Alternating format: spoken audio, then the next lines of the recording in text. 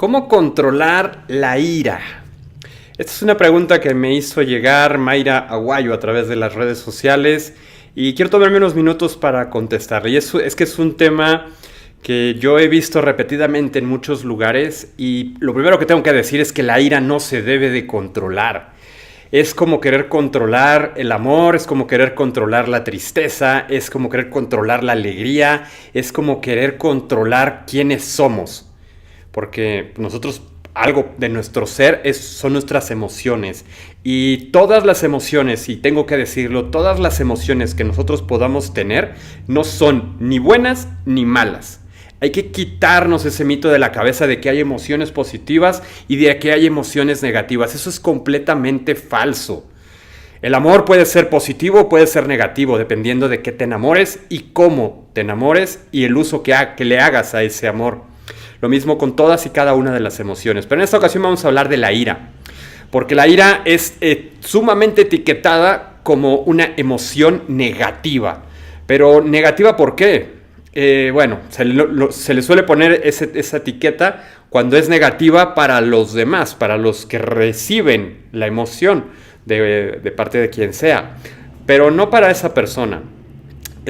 Para entender lo que es la ira necesitamos remontarnos a la época de las cavernas, a nuestro pasado animal, cuando todavía no teníamos uso de razón y cuando actuábamos instintivamente, porque desde aquel entonces nosotros ya teníamos esas emociones y las teníamos por un uso primordial, básico, de sobrevivencia, si no, no las hubiéramos tenido. En el caso de la ira me gusta explicarlo con el ejemplo de los gatos.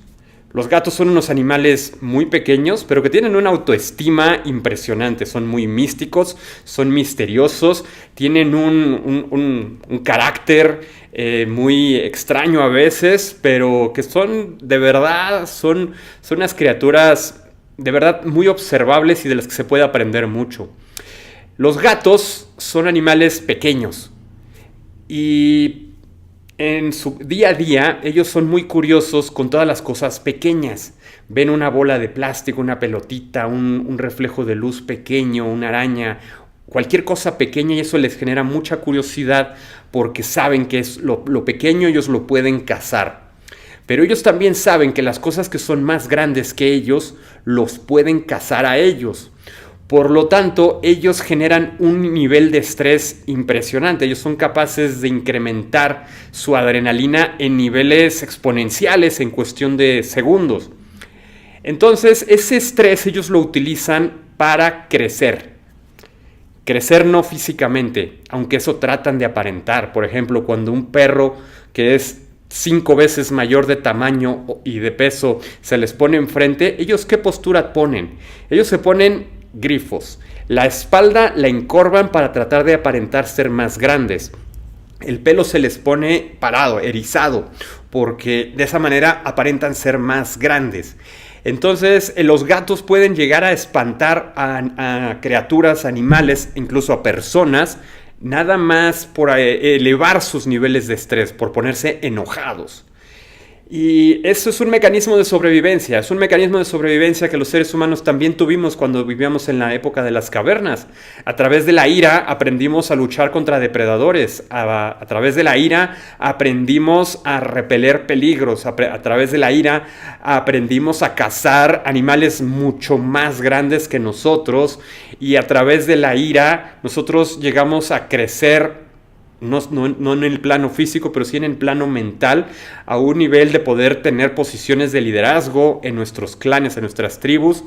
Y la ira es energía, la ira es estrés. Pero el problema de la ira es que no la conocemos bien a fondo, la ignoramos, porque no es racional, es instintiva. Y se generan nuestros instintos y de ahí se va nuestra parte límbica o emocional y eso lo produce. Pero a nuestro nivel racional no llega el poder entenderla. Es por eso que necesitamos entender cómo es nuestro ser, porque no todos reaccionamos, no todos nos enojamos de la misma forma ante las mismas situaciones, ante los diferentes peligros. Todo depende de nuestros miedos, de nuestra forma de ser, de cómo está programada nuestra mente desde nuestra infancia, etcétera. Son muchos factores. Pero el punto de la ira es que cuando nosotros la reprimimos, ahí se queda estancada y es como el agua. El agua estancada se pudre y empieza a pudrir todo lo que haya a su alrededor. Lo mismo pasa con la ira. La ira que no es canalizada, que no la dejamos fluir, igual, empieza a pudrir nuestro interior y empieza a pudrir y a frustrar muchas de las cosas de nuestro ser. Cuando nosotros nos enojamos es porque nuestro ser detecta que somos más pequeños a el peligro que estamos percibiendo. Eso es siempre el momento en el que nosotros nos ponemos irascibles, cuando nos enojamos. El aprender a detectar esas situaciones es de mucho valor, porque entonces tú puedes aprender a canalizarlo. Te pongo un ejemplo, una persona que sale altamente estresada de su trabajo, porque pues su jefe ya lo tiene hasta acá, porque ya realmente siente que no avanza en el empleo, siente que no logra, que ya son muchos años, que no ha tenido aumentos, que está desperdiciando su vida, que pasa demasiado tiempo en una oficina, que además lo tienen controlado con unas normas que no entiende, etc. Entonces esta persona lo que hace es salir muy estresado. Ese estrés es rabia en potencia, es rabia que está ahí contenida esperando salir y que pueden suceder dos escenarios. Uno, que lo va a sacar con la primera persona que se le ponga enfrente, puede ser su esposo, su esposa, el vecino, o puede ser el coche que se encuentra en el semáforo que no lo deja pasar, etc. Y ahí puede desahogar esa ira. O por otro lado, lo que puede pasar es que se la trague. Se traga la ira, termina frustrado, llega a su casa, prende la televisión y espera que el efecto pase mientras él está hipnotizado por la televisión.